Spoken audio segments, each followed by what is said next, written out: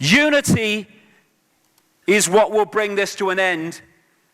Not looking the other way because it doesn't affect us in the moment. It will affect us eventually if we do that. And look at your children and grandchildren in the face, I say to those people, and tell them what you were doing when the fascist global police state was coming in. What were you doing, mummy and daddy, when this state took over all aspects of my life? Oh, I was watching a game show, honey. It was a good one that night. Or, in terms of people in uniform, oh, I was helping to bring it in, dear. And that's what people in uniform need to understand. They are policing in a state that also affects them and their children.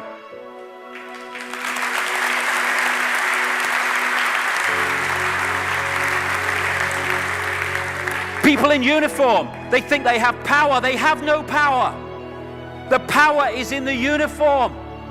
They're just there to animate it and do its bidding because the uniform is just an extension of the state. The power of people in uniform is not in them, it's in the bloody wardrobe. That's where the power is. And when they become surplus to requirements, they will be put on the tip like everyone else, and someone else will be brought in to animate that uniform. They're just pawns in the game. And they're pawns in the game that are enslaving not only other people, they're enslaving their own families by playing a part in this. It's time to wake up and grow up and stop playing a part in the enslavement just because we think we're in uniform.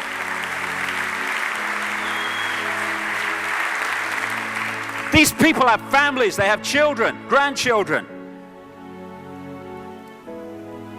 But what is there to fear about them? Nothing. What is there to fear about authority? Nothing.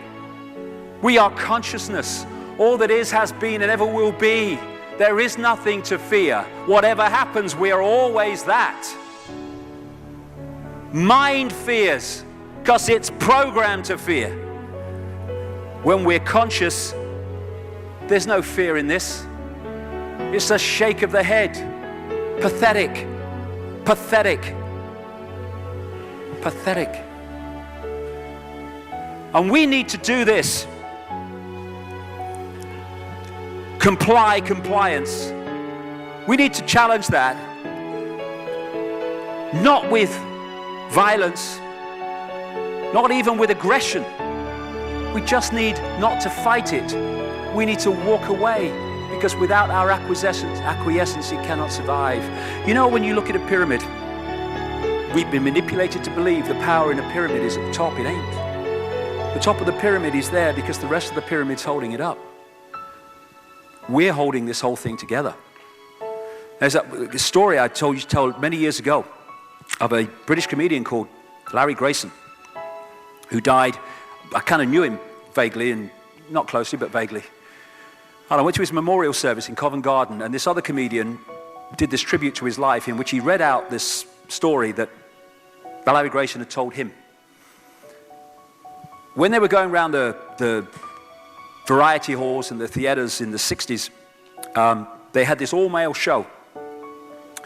And Larry Grayson was the only woman in it because he used to dress up as a woman. And he said that the end of the show, the last scene, all the sailors, all the men came on dressed as sailors, and they were singing Rule Britannia. You know, Rule Britannia, Britannia rules the waves. Oh, I'm very pleased for you. Okay. And as it built up, Larry Grayson would come on dressed as Britannia with the helmet and the shield, and he would be manhandled up the side of this pyramid to the top for the big finish. And he said one night, he said things seemed to be going rather well. He said, and then I noticed that a sailor in the bottom left-hand corner had got rather a cough. And this cough got worse and worse and worse to the point where the sailor couldn't stay in the pyramid anymore and stepped out of it.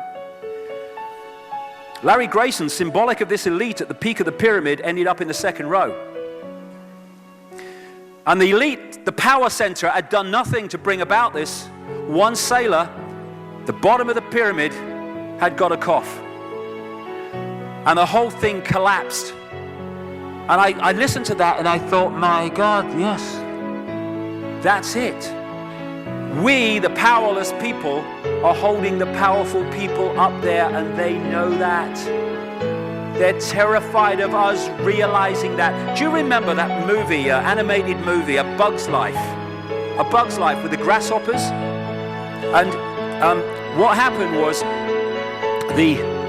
there was these ants, an ant island as they called it, and these grasshoppers used to come every year and take all the food, and the ants had to spend the whole year gathering the food together for the grasshoppers because they were terrified of the grasshoppers.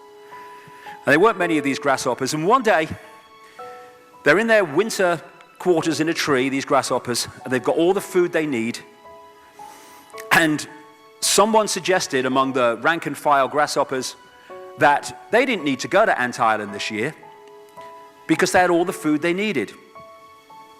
And then out came the leader of the grasshoppers to tell them the facts of life when the few are going to control the many. It's a wonderful speech. If you ever can see that movie, A Bug's Life, I do recommend it. And he said, basically, they outnumber us 100 to 1. And if ever they figure that out, there goes our way of life. So we have to keep the pressure on, basically. We have to keep them working, so they don't figure out where the real power is. And that's why this network of manipulation works so hard to keep us in these states. Like I said earlier, what are people leaving foreclosed homes for? Foreclosed by banks that have caused the unemployment that lead to them having to leave their homes. Stay there, refuse to leave, make it difficult for them. Expose them for what they are. We make it so easy, the non-compliance. No longer will we just do it because we're told to do it. Is it just? Is it right? Okay, I'll do it. Is it unjust? Is it not right? I ain't doing it. We start to make the decisions on what we will and will not do based on our values and not some imposition from the dark suits. These people are gonna give me, grant me, or grant me not my freedom. I'm all that is. You can't grant me freedom. No one can grant me freedom. I am freedom. It's what I am.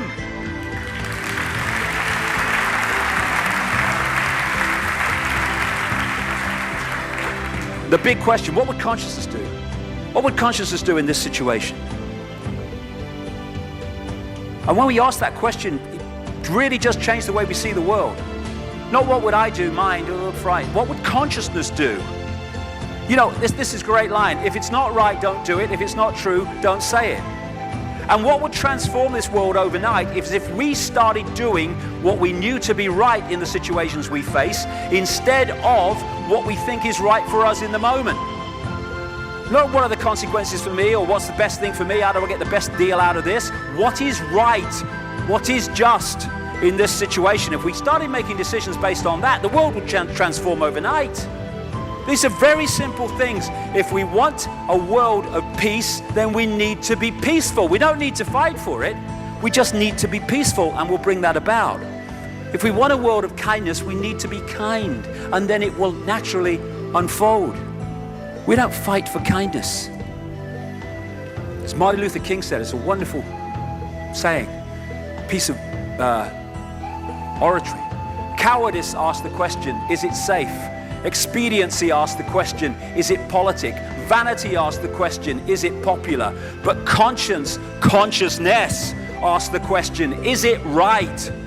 And there comes a time when one must take a position that is neither safe, nor politic, nor popular, but one must take it because it is right. And when enough of us do that, what is right will manifest by definition.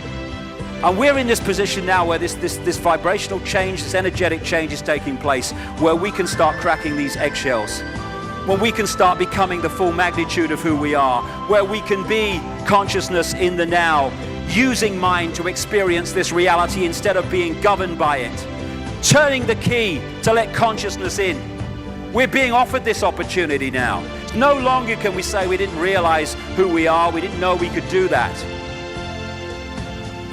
I was kind of waking up one day and I saw this earth imprisoned, and I saw this big lock and a key going in and being turned. I went on the internet just very shortly afterwards. I was looking for a picture, not this one, and that's what I saw. The picture I'd just seen in my half kind of sleep. And that's what we're being offered the chance to do now, to turn the master key called becoming conscious that will bring an end to this. It's being given to us, we just need to take it. And to take it, we need to say enough. Enough of being enslaved by these people, enough of being enslaved by our manipulated ignorance, enough of being enslaved by the fear of being who we are.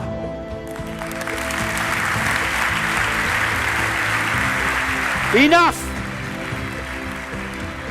It is time to fly. It is time to fly. Thank you very much.